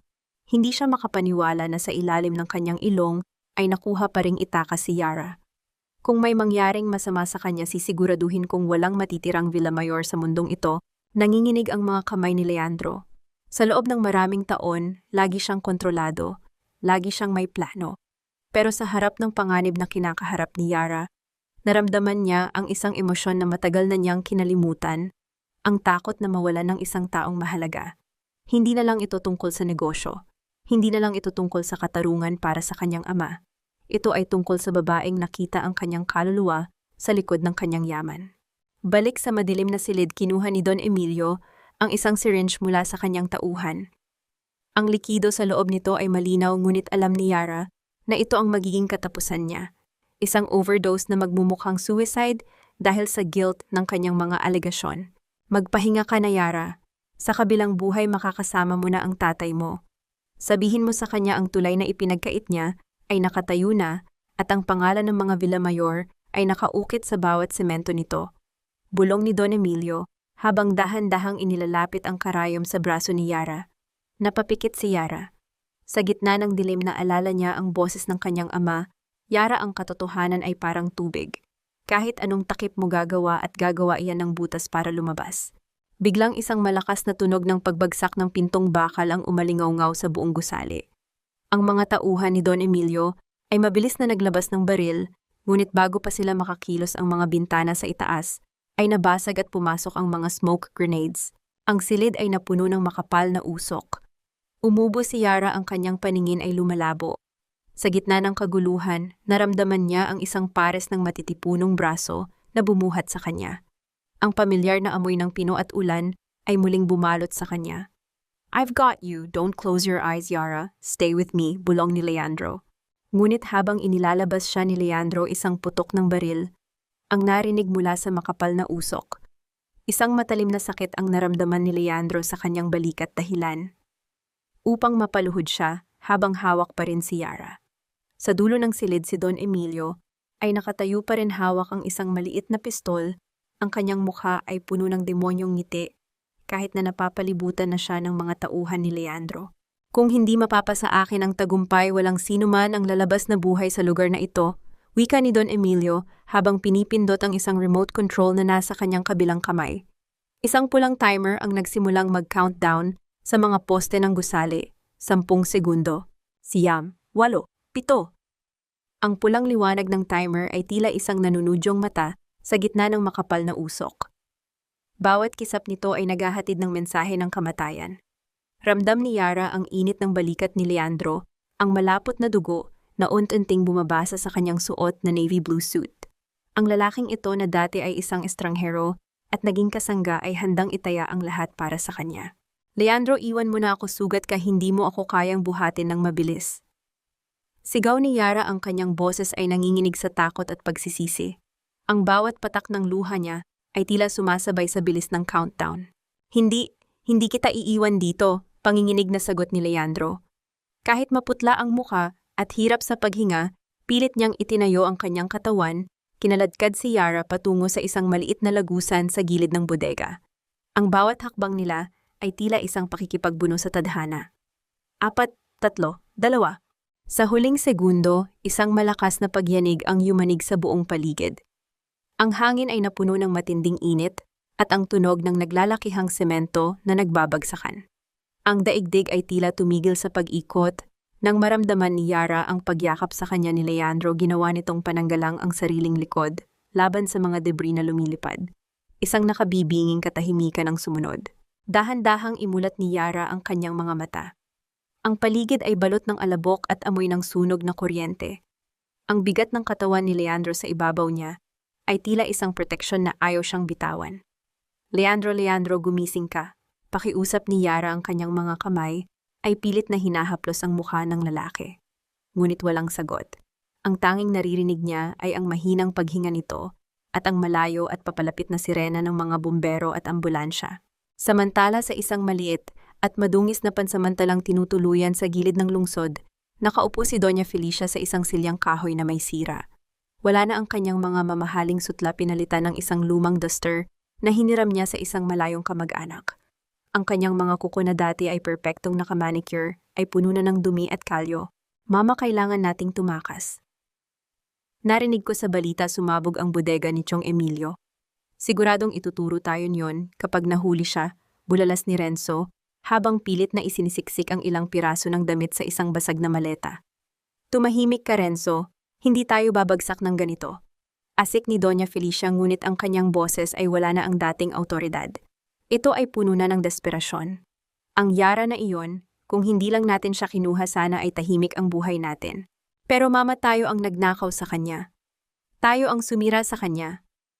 Sigaw ni Renzo, ang kanyang budhi ay tila unti-unti nang nagigising sa gitna ng kanilang paghihirap. Look at us now. Mas malala pa tayo sa pulubi? Ito ba ang tagumpay na sinasabi mo? Isang malakas na sampal ang dumapo sa pisngi ni Renzo. Huwag mo akong sisisihin, ginawa ko ang lahat para sa iyo, para sa pangalan ng Villamayor. Ngunit ang pangalang Villamayor ay tila isang sumpa na lamang na nakadikit sa kanilang mga pagkatao.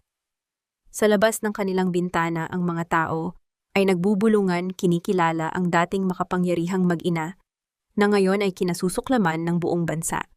Balik sa ospital, nakaupo si Yara sa labas ng operating room. Ang kanyang mga damit ay puno pa rin ng alabok at dugo ni Leandro. Dumating ang isang investigador, ang mukha ay seryoso. Mrs. Dalisay, kailangan nating mag-usap, wika ng pulis. Patay ba siya? Patay ba si Don Emilio? Tanong ni Yara, ang kanyang mga mata ay walang emosyon. Hindi namin natagpuan ang kanyang katawan sa loob ng gumuhong bodega, Mrs. Dalisay. Ngunit may mas malaking problema tayo. Ang lahat ng ebidensyang nakuha niyo laban sa kanila, ang mga dokumento, ang laptop ay tuluyan ng natupok ng apoy. Sa mata ng batas, wala tayong hawak na matibay na pruweba laban kay Don Emilio o sa mga Villamayor tungkol sa nangyari 10 taon na ang nakalilipas. Napatayo si Yara, ang kanyang puso ay tila muling pinitpit ng isang dambuhalang kamay. Ang lahat ng hirap niya, ang buhay ni Leandro na itataya, ay tila naging abo sa isang saglit. Ibig niyo bang sabihin, makakalaya sila?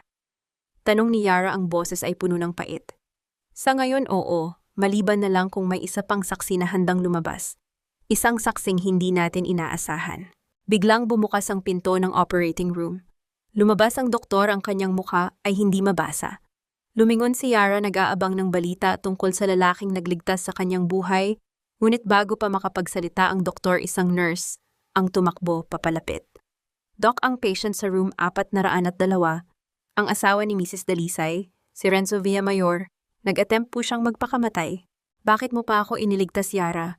Wala na akong mukhang ihaharap sa iyo. Wala na akong buhay na babalikan. Ang boses ni Renzo ay tila isang tuyot na dahon na nalaglag sa malamig na sahig ng ospital. Nakahiga siya sa puting kama, ang kanyang mga braso ay balot ng makapal na benda, at ang kanyang mga mata ay nakatitig sa kisame na tila doon niya hinahanap ang mga nawalang piraso ng kanyang dangal. Amoy gamot at kalinisan ang buong silid, isang kabaligtaran sa madumi at magulong buhay na iniwan nila sa mansyon. Nakatayo si Yara sa paanan ng kama, suot pa rin ang hiram na jacket ni Leandro na may mantsa ng dugo at abo. Pinagmamasdan niya ang lalaking 5 taon niyang pinagsilbihan. Ang lalaking minahal niya nang higit sa sarili, ngunit naging sanhi ng kanyang pinakamalalim na sugat. Isang matinding ironya na matapos siyang itaboy ni Renzo sa ulan, siya pa rin ang taong unang tinawag ng ospital nang magtangka itong kumuha ng sariling buhay. Hindi kita iniligtas, Renzo, mahinang tugon ni Yara. Ang kanyang boses ay walang pait, ngunit wala na rin itong init. Ang mga doktor ang nagligtas sa'yo. Nandito lang ako dahil technically asawa mo pa rin ako sa papel.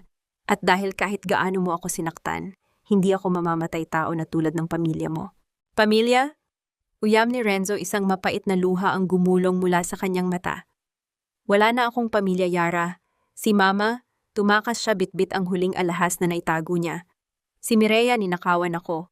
At si Tiong Emilio, ginamit lang tayo. Lahat sila mahal ako dahil sa pera. Ikaw lang ang nagmahal sa akin ng walang kapalit, pero ikaw ang pinakasinira ko. Naramdaman ni Yara ang isang pamilyar na kirot sa kanyang puso. Ang path to redemption ni Renzo ay nagsisimula na, ngunit tila huli na ang lahat. Ang paghingi nito ng tawad ay parang pag-aalay ng bulaklak sa isang puntod na matagal nang natuyo. Nahanap na ng mga pulis ang vault ni Papa Tipan. Pag-iiba ni Yara ng usapan, pilit na pinapatigas ang kanyang kalooban. Sabi mo sinunog ni Don Emilio ang lahat. Pero alam kong may itinago ka, Renzo. Alam ko na hindi mo kayang itapon ang lahat ng alas mo. Dahan-dahang gumalaw si Renzo, pilit na inaabot ang isang maliit na susi na nakasabit sa kanyang leeg na itinatago niya sa ilalim ng gown ng ospital. Nasa ilalim ng puntod ni Don Vicente, sa loob ng isang maliit na metal box. Nandoon ang orihinal na kopya ng patent ng tatay mo at ang liham ni Mama kung paano nila nilinlang ang insurance. Gamitin mo yan, Yara. Ipakulong mo kaming lahat. Iyan na lang ang tanging paraan para makahinga ako. Kinuha ni Yara ang susi. Ang malamig na metal ay tila isang huling hatol. Salamat, Renzo. Magpahinga ka na. Lumabas si Yara ng silid nang hindi lumingon. Hindi niya alam kung mapapatawad niya si Renzo, pero sa sandaling iyon, naramdaman niya ang unti-unting paglaya ng kanyang kaluluwa mula sa kadena ng Villamayor. Mabilis siyang naglakad patungo sa kabilang wing ng ospital, sa intensive care unit. Doon sa likod ng malaking salamin, nakita niya si Leandro Aragon. Ang kanyang balikat ay balot din ng benda at may mga tubo na nakakabit sa kanyang katawan na nagpapakita ng kanyang mahina ngunit matatag na tibok ng puso sa monitor.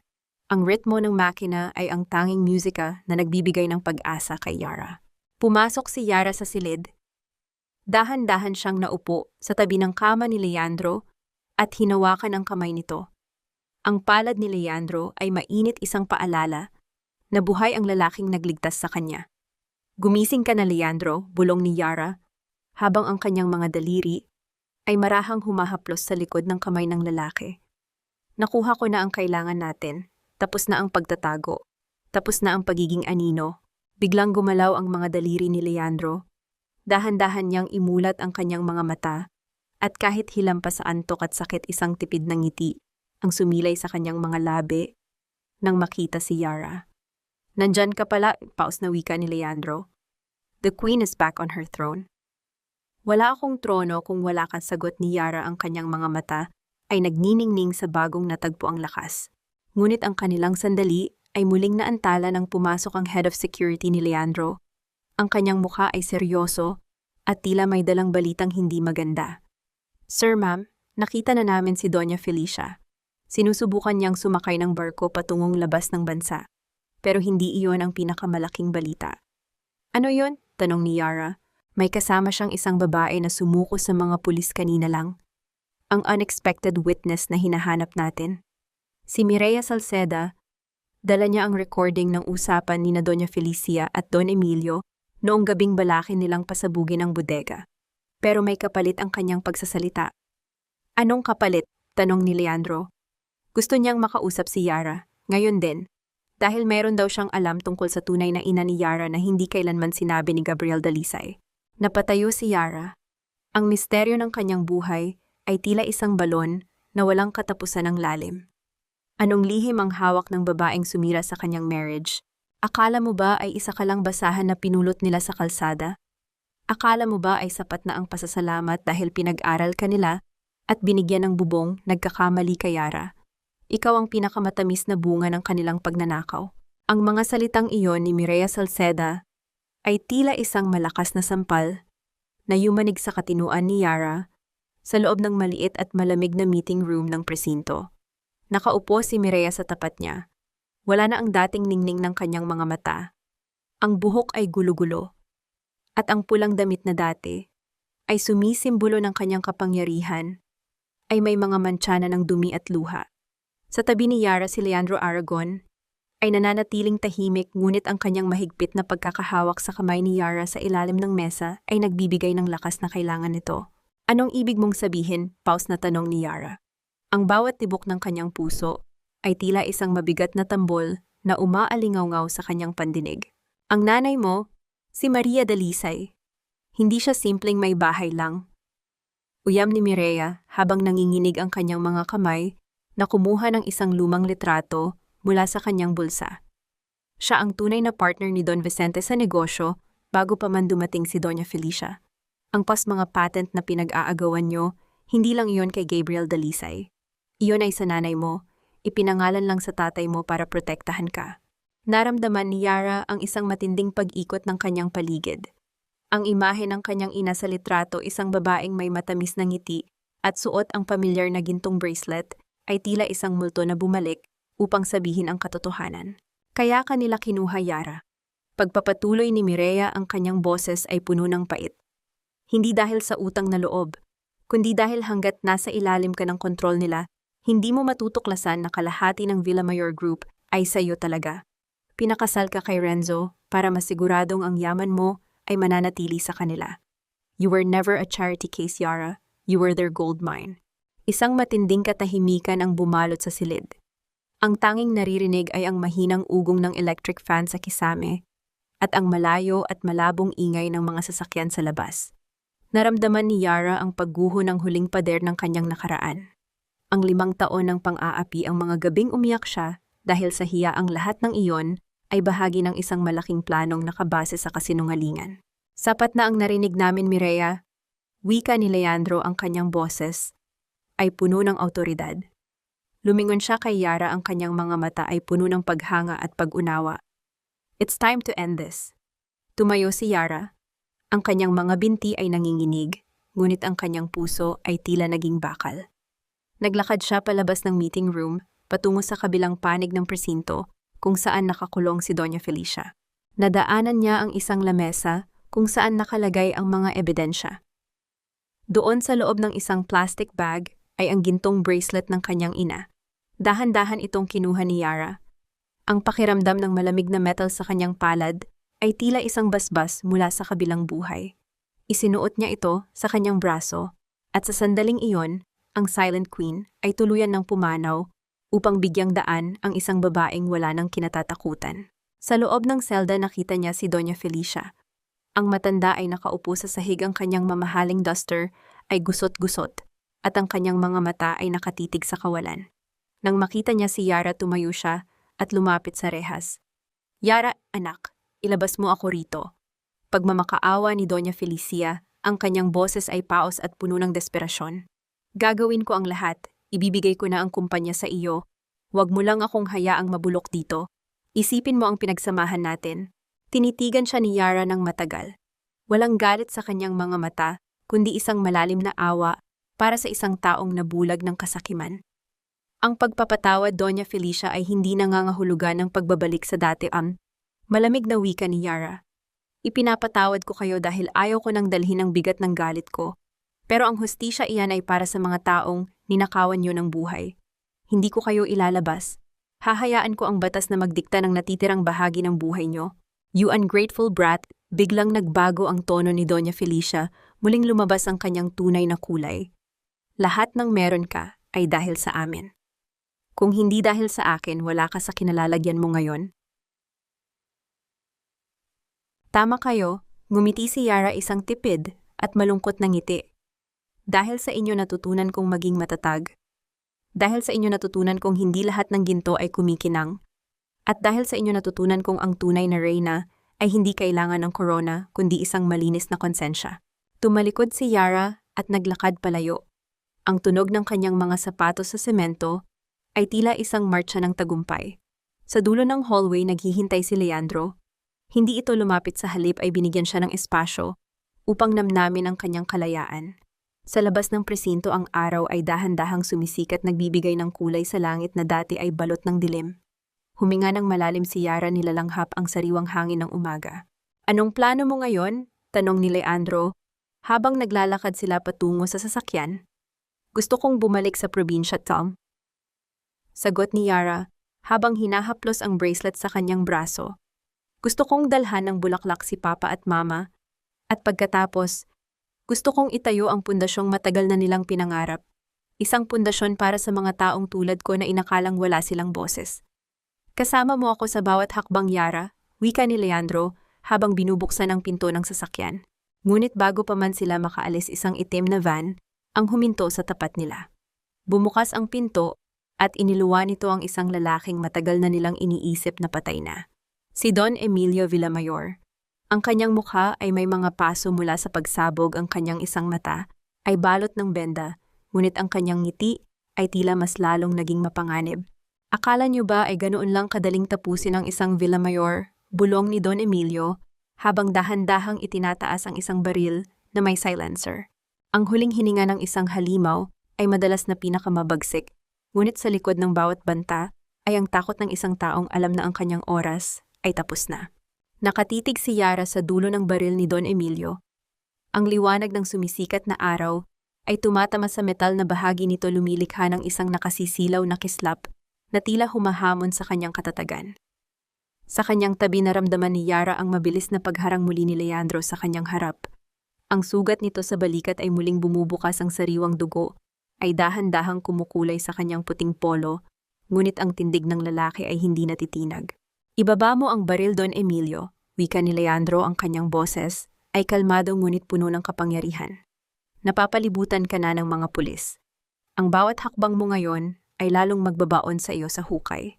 Wala na akong pakialam sa hukay. Sigaw ni Don Emilio, ang kanyang boses ay gumaralgal dahil sa tindi ng pait. Ang kalahati ng kanyang mukha na sunog ay tila isang maskara ng kamatayan. Ninakaw niyo ang lahat sa akin. Ang kumpanya, ang pangalan ng dangal ng mga Villamayor. Kung mamamatay ako, isasama ko ang pinakamahalagang bagay na pag-aari mo, Aragon. Naramdaman ni Yara ang isang matinding katahimikan sa paligid. Ang hangin ng umaga ay tila tumigil sa pag-ihip. Sa sandaling iyon, hindi takot ang naramdaman niya kundi isang malalim na pag-unawa. Tumingin siya kay Don Emilio, hindi bilang isang biktima kundi bilang isang babaeng sa wakas ay nakalaya na sa lahat ng anino. Dahan-dahang humakbang si Yara palabas mula sa likuran ni Leandro. Yara, huwag! Pigil ni Leandro, ngunit hinawakan ni Yara ang kanyang kamay at dahan-dahang ibinaba ito. Don Emilio? Tawag ni Yara, ang kanyang boses ay malinaw at payapa. Tignan niyo ako, tignan niyo ang babaeng inakala niyo ay basura. Ang kumpanyang sinasabi niyo, hindi iyon sa inyo. Hindi iyon kay Renzo o kay Doña Felicia. Iyon ay binuo sa dugo at pawis ng mga magulang ko na pinatay niyo ang pangarap. Ngayon tignan niyo ang sarili niyo. Wala na kayong korona, wala na kayong kaharian. Ang tanging hawak niyo ay isang pirasong bakal na hindi kailanman maibabalik ang yaman niyo. Nanginig ang mga kamay ni Don Emilio. Ang dulo ng baril ay dahan-dahang bumababa habang pinagmamasdan niya ang katapangan sa mga mata ni Yara. Ang hiya, ang matinding kahihiyan na dulot ng katotohanan ay tila mas masakit pa kaysa sa anumang baling naramdaman niya. Sa harap ng isang babaeng wala nang kinatatakutan ng kanyang kapangyarihan, ay tuluyan ng naglaho. Tapos na ang laro, Don Emilio, pagpapatuloy ni Yara. Ibagsak niyo na ang baril. Huwag niyo nang dagdagan ang kasalanan niyo sa tatay ko. Isang hikbi ang kumawala sa tuyot na labi ng matanda. Ang baril ay dahan-dahang nalaglag sa semento, lumikha ng isang matunog na kalansing bago ito gumulong palayo.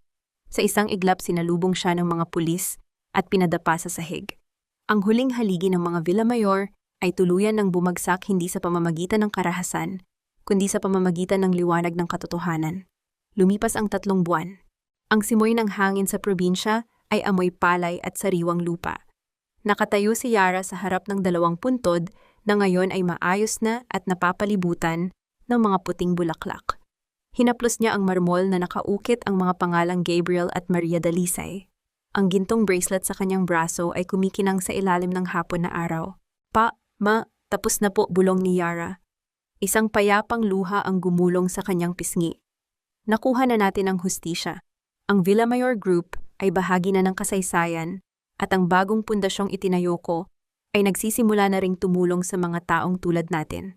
Naramdaman niya ang isang pamilyar na presensya sa kanyang likuran. Lumingon siya at nakita si Leandro Aragon nakasuot ng simpleng barong at may dalang isang pumpon ng mga bulaklak. Ang kanyang balikat ay magaling na at ang kislap sa kanyang mga mata ay puno ng paghanga at pag-ibig. Handa ka na bang bumalik ko? Tanong ni Leandro habang iniaabot ang kanyang kamay. Hindi ko alam kung handa na akong bumalik sa gulo ng Maynila. Ngumiti si Yara habang tinatanggap ang kamay ng lalaki. Pero handa na akong simulan ang buhay na hindi na ako nagtatago sa anino. Hindi ka na kailanman magiging anino, Yara. Sagot ni Leandro habang dahan-dahan niyang inilalapit ang kanyang mukha sa noo ni Yara para sa isang matamis at magalang na halik. Dahil ikaw ang liwanag na nagturo sa akin kung paano magmahal ng totoo. Habang naglalakad silang dalawa palayo sa sementeryo, ang langit ay nagkulay kahel at lila. Ang katahimikan ng paligid ay hindi na nakabibingi kundi puno ng pag-asa. Si Yara Dalisay, ang dating silent queen, ay sa wakas ay nakatagpo na ng kanyang sariling tinig. Isang tinig na hindi na kailanman mapapatahimik ng kahit anong yaman o kapangyarihan. Ang bawat hakbang nila ay tila isang bagong pahina ng isang kwentong binuo sa sakit ngunit tinapos sa kapayapaan. Ang bawat paglubog ng araw ay hindi tanda ng pagtatapos, kundi isang pangako na ang kadiliman ay may hangganan. Sa bawat gabi na dumaan sa buhay ni Yara Dalisay, natutunan niyang ang pinakamasakit na bahagi ng paghilom ay ang pagtanggap na may mga bagay na hindi na kailanman maibabalik sa dati. Isang taon ang mabilis na lumipas mula nang gumuho ang imperyo ng mga Villamayor. Sa gitna ng isang maunlad na distrito sa Makati, isang gusali ang nakatayo ng may pagmamalaki, ang Dalisay Center for Women's Empowerment. Hindi ito isang kumpanya ng pananalapi, kundi isang pundasyon na naglalayong tulungan ang mga kababaihang naging biktima ng pang-aabuso, hindi lang sa pisikal, kundi pati na rin sa aspeto ng pananalapi at emotion. Nakatayo si Yara sa balkonahe ng kanyang opisina. Wala na ang kanyang lumang apron at wala na rin ang mabigat na pasanin sa kanyang mga balikat. Suot niya ang isang puting blusa na tila sumisimbolo ng kanyang bagong simula. Ang gintong bracelet ng kanyang ina ay marahang humahaplos sa kanyang balat, isang paalala na ang kanyang pinagmulan ay hindi kailanman naging mantsa kundi isang pundasyon. Dahan-dahang pumasok si Leandro sa silid, may dalang 2 tasa ng mainit na tsaa. Ang tunog ng kanyang mga yapak sa malambot na carpet ay tila isang pamilyar na himig na nagbibigay ng kapanatagan kay Yara. Nandito ka na naman, nakatitig sa malayo, biro ni Leandro, habang iniaabot ang tasa kay Yara. Ang kanyang tingin ay puno ng paghanga, ang uri ng paghanga na hindi nakabase sa kung ano ang meron si Yara, kundi sa kung sino siya. Iniisip ko lang kung gaano kabilis magbago ang lahat. Sagot ni Yara habang tinatanggap ang tsaa. Ang init ng baso sa kanyang mga palad ay nagbibigay ng pakiramdam ng pagiging home. 1 taon na ang nakalilipas, akala ko ay hanggang kusina na lang ang buhay ko. You were never meant for the kitchen alone, Yara. You were meant to build empires, and you did, sabi ni Leandro habang tumatabi sa kanya sa balkonahe. Nagkaroon ng maikling sandali ng katahimikan, isang katahimikang hindi na nakabibingi kundi puno ng pag-unawa. Sa loob ng 1 taon maraming nangyari. Si Renzo ay nananatili sa loob ng piitan at ayon sa balita unti-unti na nitong tinatanggap ang kanyang kapalaran sa pamamagitan ng pagtulong sa mga kapwa bilanggo sa aspeto ng edukasyon. Si Doña Felicia naman ay nakatira sa isang maliit na bahay sa probinsya na binabayaran ng pundasyon ni Yara. Hindi siya pinabayaan ni Yara, ngunit hindi rin siya hinayaang makalapit muli. Ang hustisya ay naipatupad at ang bawat isa ay umani ng kung ano ang kanilang itinanim. Narinig ko sumulat sa iyo si Renzo kahapon. Pag-uusisa ni Leandro, ang kanyang boses ay walang halong selos kundi purong kuryosidad. Oo, tumango si Yara. Hinihingi niya ang huling piraso ng aking pagpapatawad. Sinabi ko sa kanya na matagal ko na siyang pinatawad hindi dahil karapat-dapat siya, kundi dahil karapat-dapat ako sa kapayapaan. At nahanap mo na ba iyon, ang kapayapaan? Tanong ni Leandro habang dahan-dahang hinahawakan ang kamay ni Yara na nakapatong sa rehas. Humarap si Yara kay Leandro. Ang kanyang mga mata ay nagniningning sa ilalim ng kulay kahel na langit. Oo, Leandro, nahanap ko na. Hindi ito nahanap sa pera o sa pagbagsak ng mga Villamayor. Nahanap ko ito sa salamin nang sa wakas ay makilala ko ang babaeng matagal ko nang itinago. Dahan-dahang inilapit ni Leandro ang kanyang mukha at marahang idinampi ang kanyang noo sa noo ni Yara. Ang bawat hininga nila ay tila nag-uusap sa wika ng pag-ibig na dumaan sa apoy ng pagsubok. Salamat, Leandro. Salamat sa hindi pagsuko sa akin. Nang ako mismo ay sumuko na sa sarili ko, bulong ni Yara. I didn't save you, Yara. You saved yourself. I was just lucky enough to be there to witness a queen take back her throne, sagot ni Leandro. Habang ang araw ay tuluyan ng lumulubog ang mga ilaw sa paligid ng lungsod, ay isa-isang nagsisindi. Ngunit para kay Yara ang tunay na liwanag ay wala sa mga ilaw na iyon.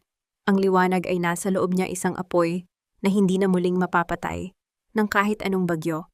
Ang Silent Queen ay wala na. Ang natitira na lamang ay si Yara Dalisay, isang babaeng matapang malaya, at higit sa lahat tunay na minamahal.